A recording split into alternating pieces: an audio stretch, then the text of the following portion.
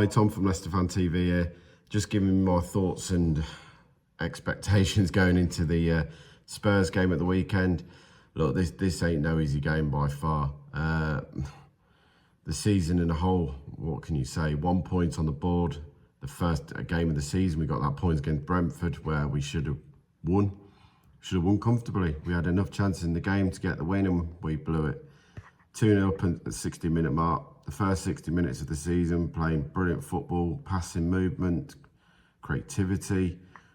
And then we could see one goal. And that goal went in and we completely looked scared. We looked lost. We looked boys versus men in that game in that last 30 minutes. And Brentford got the equaliser and probably gone on to win that game.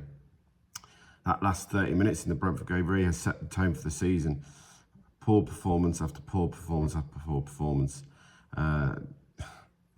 The Arsenal game again stands out for me. You go there, you go 2-0 down, you get a goal back, an own goal, and you're back in the game. But this has been Leicester's Achilles heels. They get a goal back, and straight away they go and give a goal to the opposition.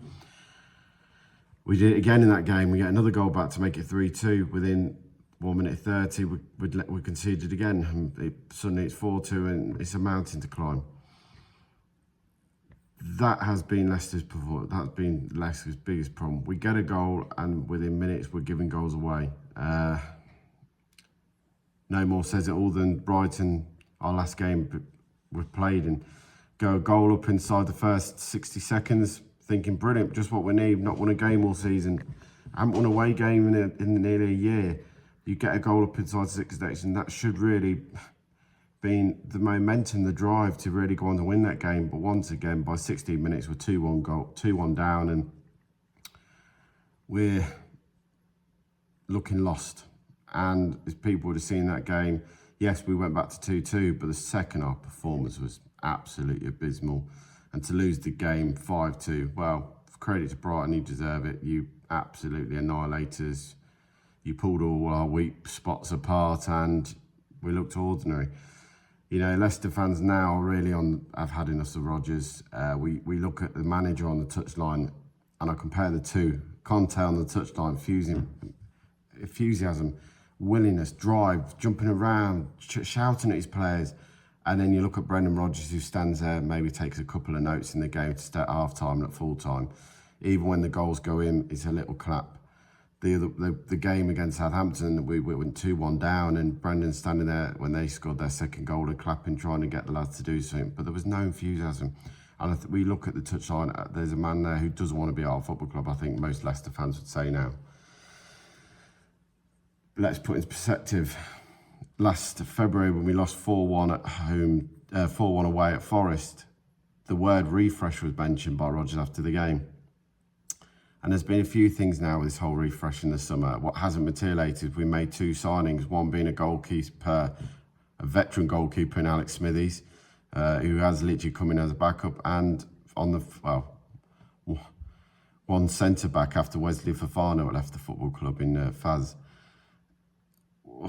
What can you say? It wasn't what we were expecting, but the owners came out before the Tottenham game, for the Man United game, when we were very honest about it and said, look, we've had 5 years of signing players. We have 5 years of spending lots of money. We haven't got the money this year to go and splash the cash. And Brendan, you've got to work with what you've brought in over the last 3 years. You know, fair play to him. Brendan has now really turned the fans against him because of his comments over the last few months, commenting that he basically sort of threw the owners under the bus. Sadly, the worst thing you do that with Leicester fans is try and blame the owners. The Leicester fans... The owners can do what they want at Leicester, because Leicester fans would never get on their back, because they'll only do what's best for this football club. And obviously they feel at the moment we haven't got the money after 2 years of COVID. Has hit the club financially, hit the King Power group financially. Brendan's biggest Achilles heels is the last 3 or 4 weeks throwing players in the bunch, one being Cowlin Soinchu. Now Cags' performance over the last probably 18 months haven't been to where they were before that. And the Tottenham game last year, he made a mistake for the second goal, and Brendan came out and blamed him. Since then, he's played 1 game, and that was in the Cup against Stockport, a 0-0 draw.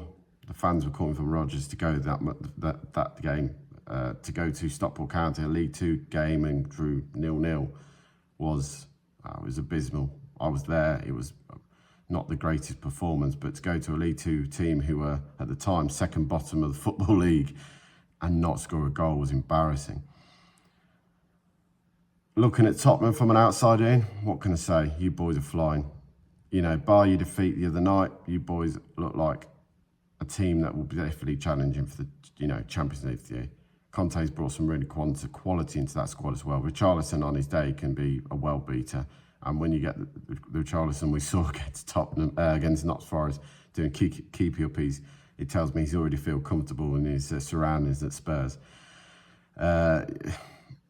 Looking at players who I really think we've got a weak spot in your team would be Emerson Royale. How he's played, well, I was told the other night, 17 games in a row, and a player like Spence who, well, he tore us apart in the cup game. And if Conte had any centre-back, he would play him against us at this weekend, because he would probably be going into that game thinking, wow, last time I played, we won 4-1. I was playing for Forest, but they beat us 4-1, and he had he down that right-hand side, we couldn't deal with him. We could not deal with him, and he scored in that game. It was just like, he's a player. And when you boys signed him, I thought he's going to get a run of games in your team. To see he's not really played that much was quite surprising. Looking at the weekend and prediction tip for my team, or what I think Rodgers will pick, I think he'll be Rodgers being stubborn again. I generally think he'll go with what he's done this season.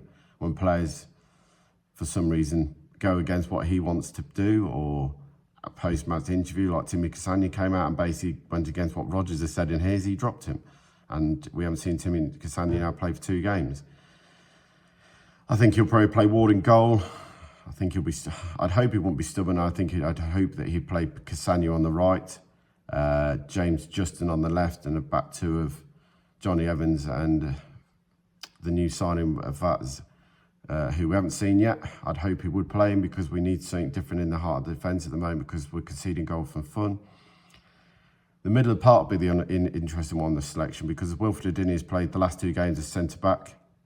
Hasn't looked comfortable there. It's not his natural position. But we all know we look better with Ndidi in the middle of the park than we don't. So I'd be very surprised if Wilfred Didi isn't in the middle of the park with probably KDH or Tielemans. It will be a choice between those two in that middle of the park there, as the 2 holding midfielders in a 4-2-3-1. He likes to play this formation.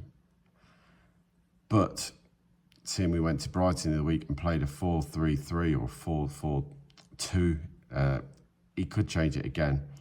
I've got a feeling he will play 2 up top at the weekend. So it could be a 4-1-3-1-2. He does like to muck these. Brendan at the moment is chopped and changed, and it's very hard to call what he's going to play.